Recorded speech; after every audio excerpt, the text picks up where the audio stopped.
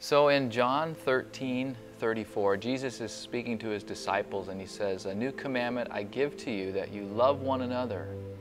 And he says, "As I have loved you, you are to love one another." This wasn't a new commandment. Back in the Old Testament, the commandment to love one another was understood as to love your neighbor as yourself.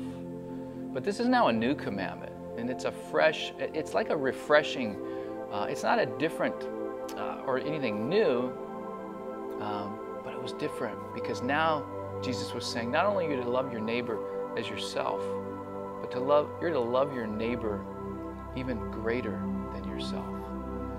You know, there was a little boy, and he lived with his grandmother, and they had a fire one night, a massive fire, and the little boy was trapped upstairs, and his grandmother couldn't get to him, and she actually perished in the fire.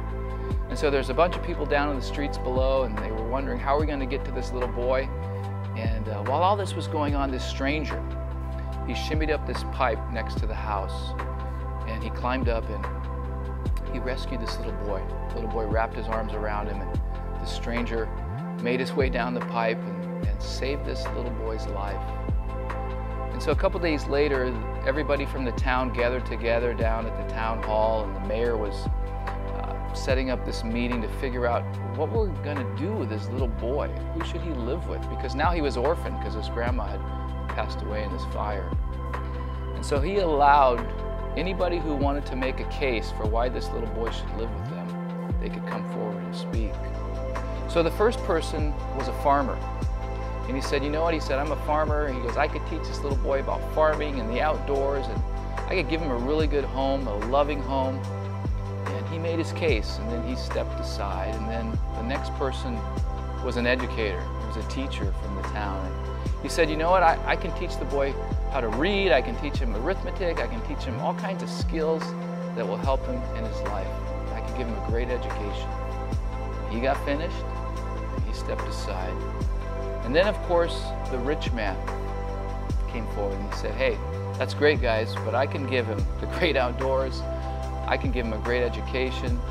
I can give him everything he needs and more. And he said, I'd love to have this little boy in my home. So he stepped down. They were just about to make a decision, and the mayor said, does anybody else want to speak? Nobody else spoke. But from the back of the room, there was a stranger that walked forward. He didn't say a word. And this whole time this meeting was going on, this little boy had his face down. He wasn't looking up. But as soon as this stranger made his way to the front, and he took his hands out of his pockets, and he showed his scarred hands. See, this was the man who had saved this little boy. As soon as this little boy saw this man, he looked up, and he ran over and embraced him. He jumped into his arms, and he was home. See, that's real love.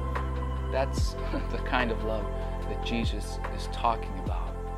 You know, I think about James and John. They said to Jesus, hey, make us great in your kingdom. Let us sit one on your right, one on your left. And what did Jesus say to them? He who wants to be the greatest in my kingdom must what? Be the servant of all. And love as I have loved you. So the next time you're having a hard time loving as Jesus loved, let me encourage you. Think about the man with the scarred